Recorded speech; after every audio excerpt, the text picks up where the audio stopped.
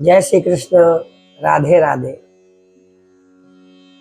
आज YouTube channel के माध्यम से हम आपको हल षष्ठी के व्रत का महात्म्य और कथा श्रवण कराएंगे।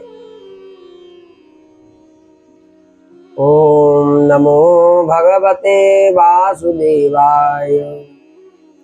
गुरुर्ब्रह्मा गुरुर्विष्णुः गुरुर्देवो महेश्वरः गुरुः साक्षात् परब्रह्म तस्मै श्री गुरवे नमः।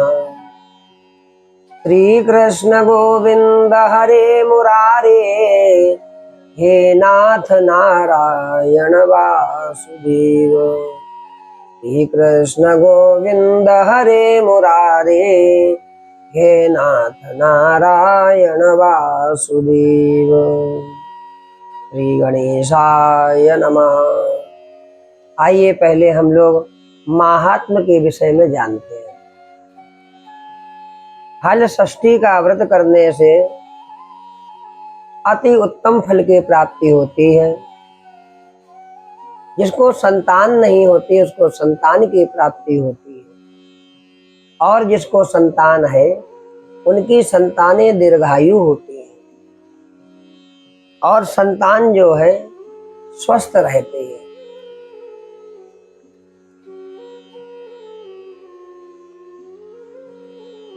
किसान भाइयों को धरती माता का आशीर्वाद प्राप्त होता है। वास्तव में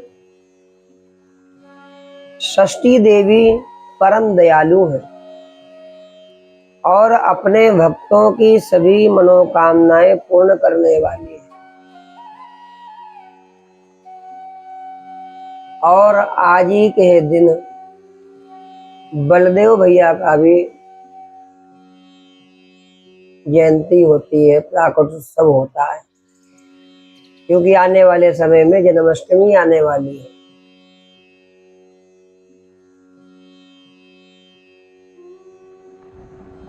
आइए कथा श्रवण करें।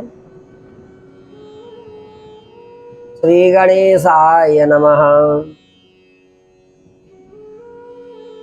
अचानकपुर में एक राजा अपने परिवार सहित रहता था। वह प्रजा के सुख दुख का बहुत ध्यान रखता था। उसके राज्य में सभी प्राणी सुखी रहते थे। राजा अपने राज्य के हर गांव में तालाब कुआं बनवाता रहता था, लेकिन सभी तालाब कुआं सदैव सूखे ही बने रहते थे। इस वजह से राजा हमेशा चिंतित रहता था कि ऐसा कोई तो उपाय होगा कि जिसके करने से पानी की समस्या का निदान हो जाएगा। हमेशा सोचा करता था।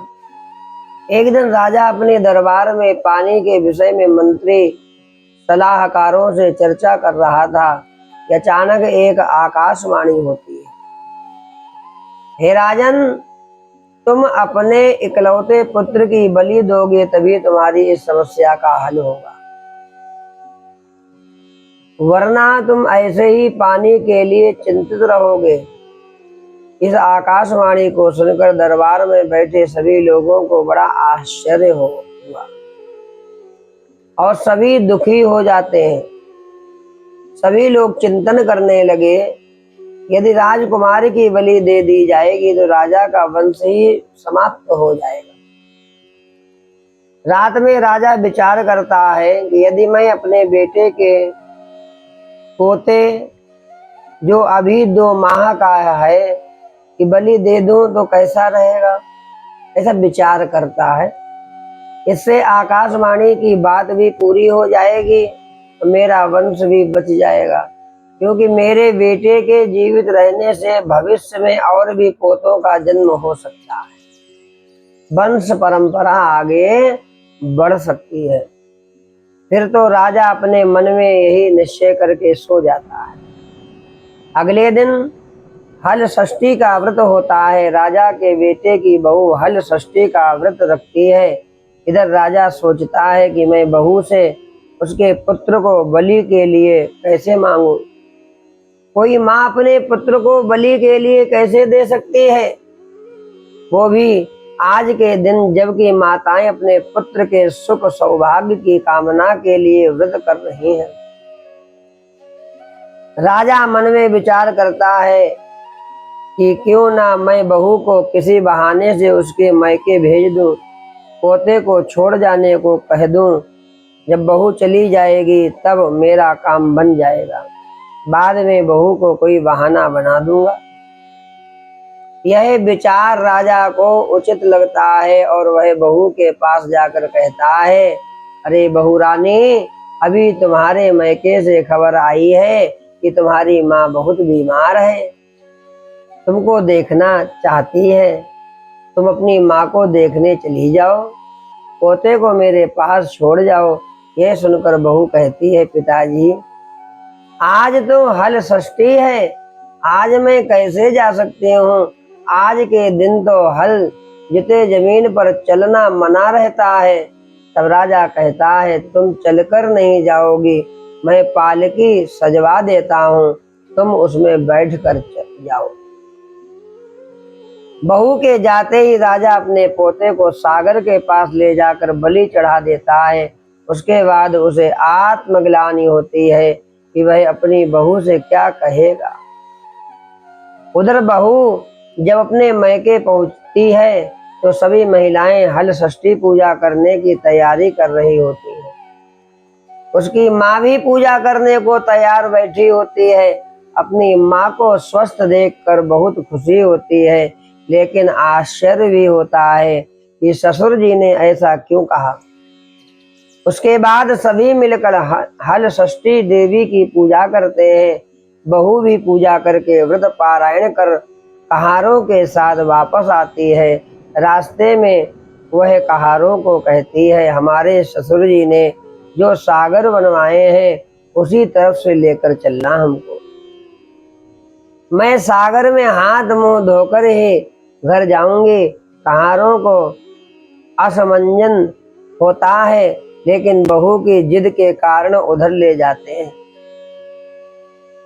लेकिन उन्हें सागर में पानी भरा हुआ देखकर आश्चर्य होता है। वास्तव में आकाशवाणी के अनुसार राजा के बलि देने से ही यह चमत्कार हुआ था।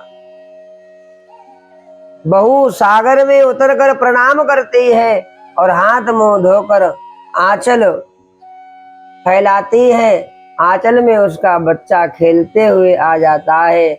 बहू को बहुत आश्चर्य होता है कि बच्चा यहाँ कैसे आ गया। फिर दोनों घर पहुंचते हैं। यह सब हल षष्ठी माँ की कृपा से ही हुआ था। राजा अपनी बहू से माफी मांगता है, लेकिन साथ में बच्चे को देखकर बहुत प्रसन्न हो जाता है। राजा बहू को आशीर्वाद देते हुए कहता है कि यह तुम्हारे ही पुण्य का प्रताप है, हल षष्ठी माता की कृपा है। राजा कहता है कि जिस तरह बहू के आत्मविश्वास और श्रद्धा के कारण हमारे घर में खुशी आई, प्रसन्नता आई है, वैसे ही हमारे राज्य में सभी प्रजाजनों के घरों में प्रसन्नता व्याप्त हो जाए, सबके घर में खुशी रहे। राजा ने अपने राज्य में घोषणा करवाई कि अगले साल से हमारे राज्य में सामूहिक रूप से हल षष्ठी माता की पूजा होगी। जिस प्रकार हल षष्ठी माता की कृपा से राजा के घर में खुशियां आई, प्रसन्नता आई, उसी प्रकार से आप सभी भक्त लोगों के घर में भी सदैव प्रसन्नता बनी रहे, हल षष्ठी माता की कृपा करुणा बनी रहे। जय हो हल षष्ठी माता की जय। श्री कृष्ण गोविंद हरे मुरारे, हे नाथ नारायण वासुदेव।